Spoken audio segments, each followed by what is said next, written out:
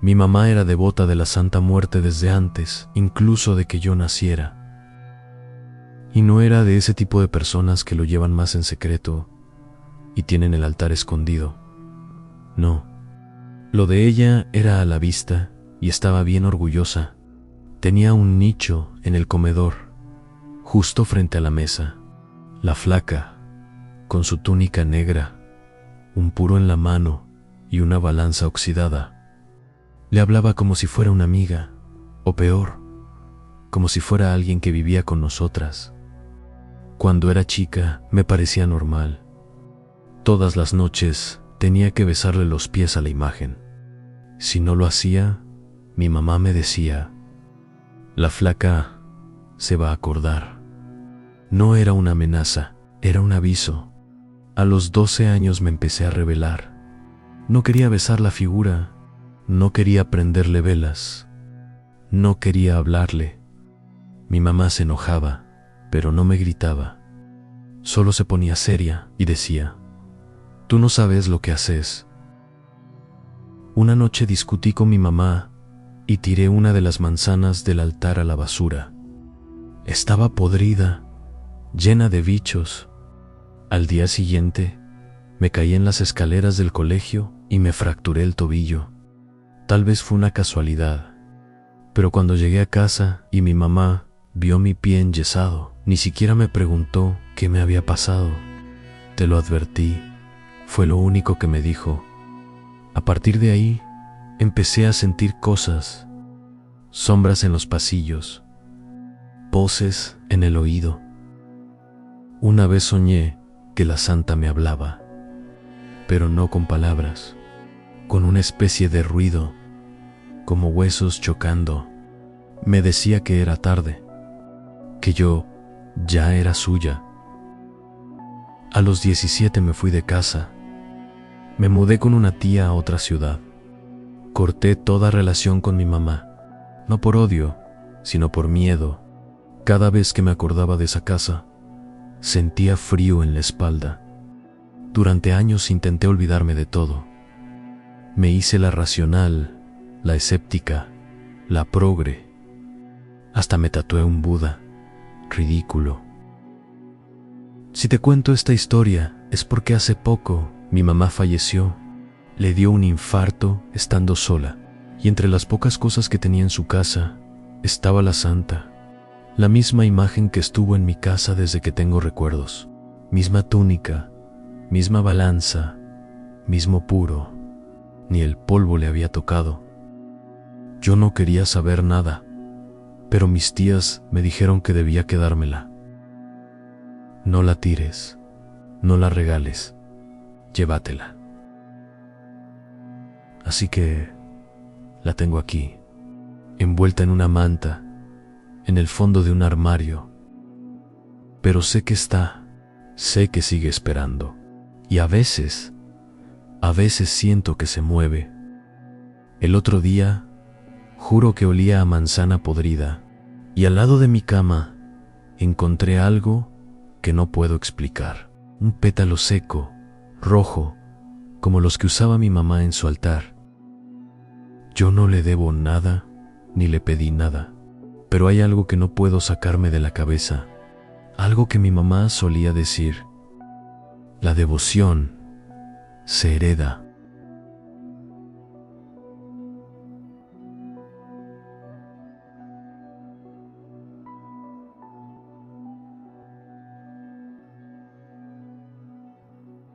La primera vez que escuché el susurro fue 3 días después del funeral de mi abuela.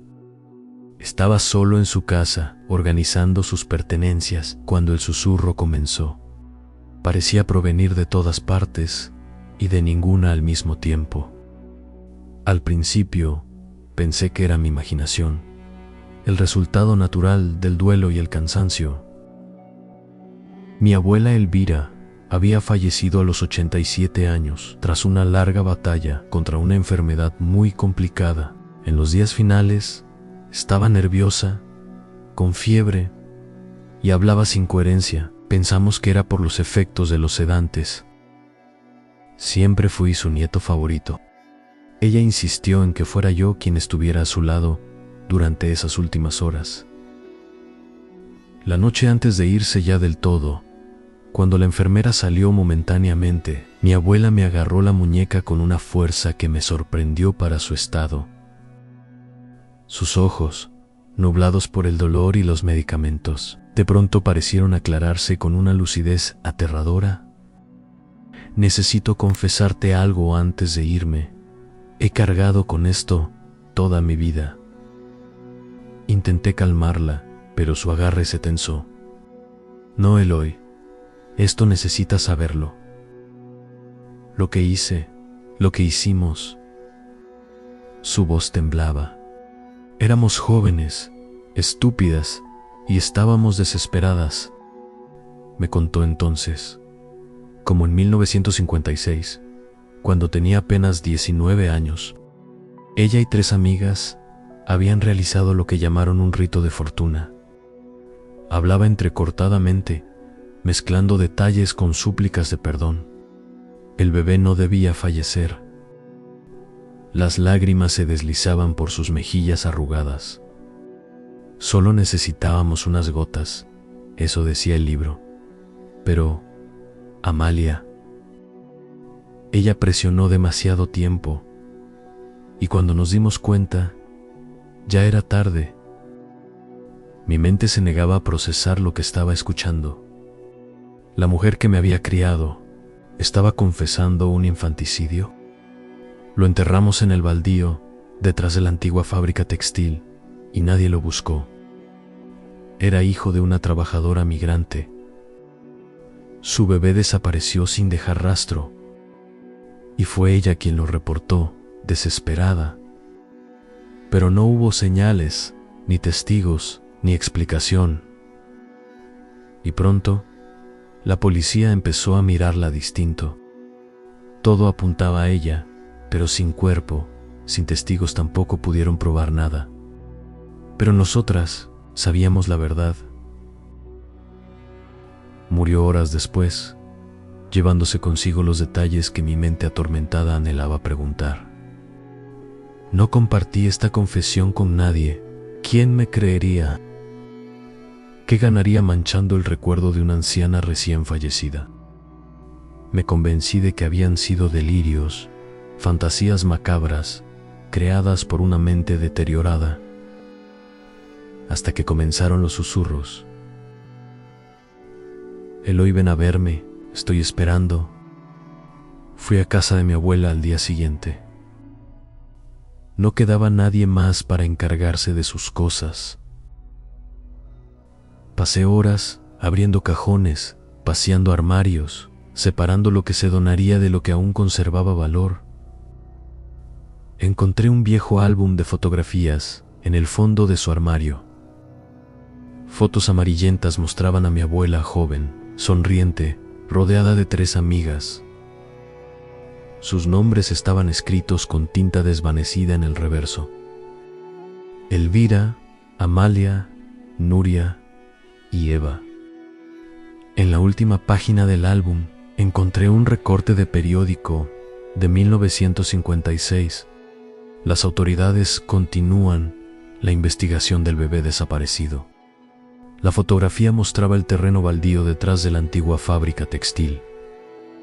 La fábrica había sido demolida hace décadas, pero el terreno seguía ahí, ahora convertido en un pequeño parque donde los niños jugaban.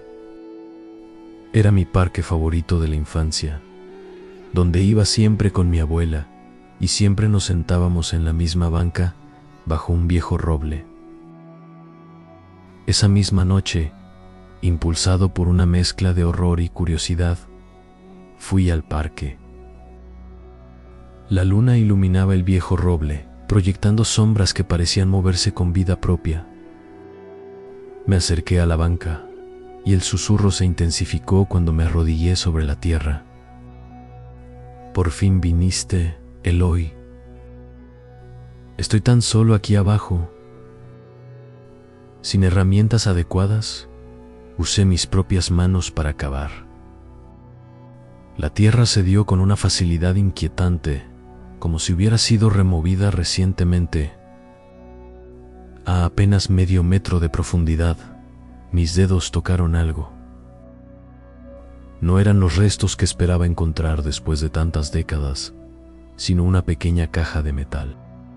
Dentro había una nota escrita con su inconfundible letra. Eloy, si estás leyendo esto, encontraste mi secreto. El ritual funcionó.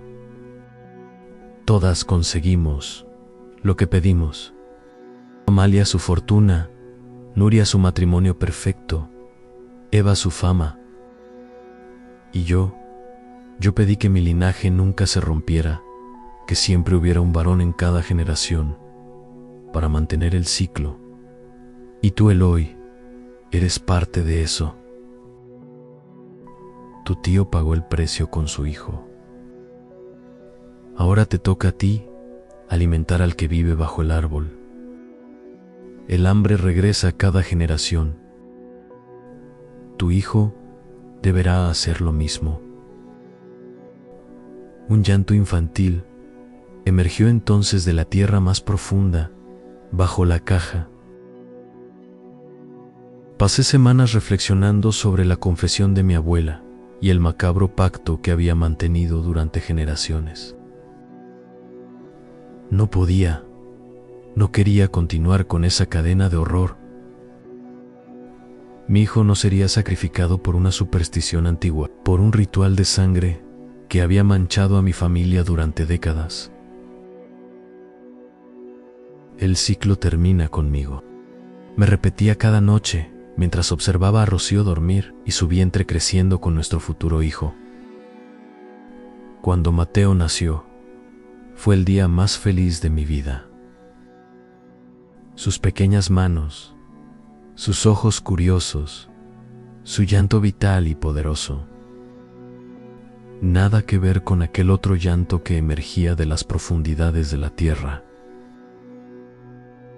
Durante meses, vivimos en una burbuja de felicidad. Los susurros habían cesado completamente, como si mi determinación hubiera silenciado aquel hambre ancestral.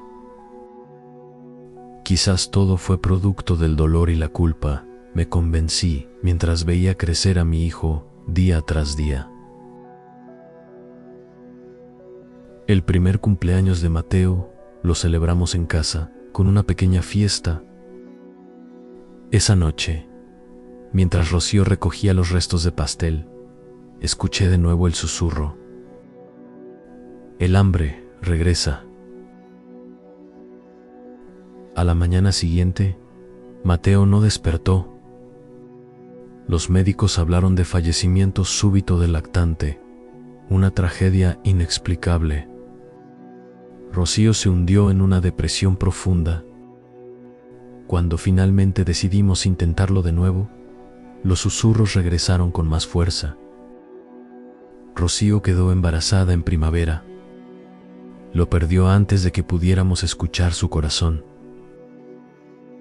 Esperamos, sanamos y lo intentamos una vez más. Esta vez, el embarazo prosperó. Sería un niño, lo llamaríamos Daniel. Ya tenía su habitación lista, sus primeras ropas dobladas en el armario, cuando Rocío entró en trabajo de parto prematuro a las 32 semanas. Nuestro hijo nació sin vida, como una sentencia. Fue en el silencio del hospital, mientras Rocío dormía sedada y yo sostenía unas ropitas que nunca serían usadas, cuando comprendí la verdad. Nunca tendría hijos. El hambre ancestral se había cobrado su deuda de formas que ningún médico podría explicar. Rocío y yo nos separamos un año después, agotados por el dolor y los intentos fallidos. A veces regreso al parque y me siento bajo el viejo roble. Los susurros han cesado por completo. Ya no me habla, porque ya no hay nada que decir. Mi abuela tenía razón. Algunos pactos son inquebrantables, Algunas deudas deben pagarse. Y la mía será una vida sin descendencia, un linaje truncado por mi rebeldía.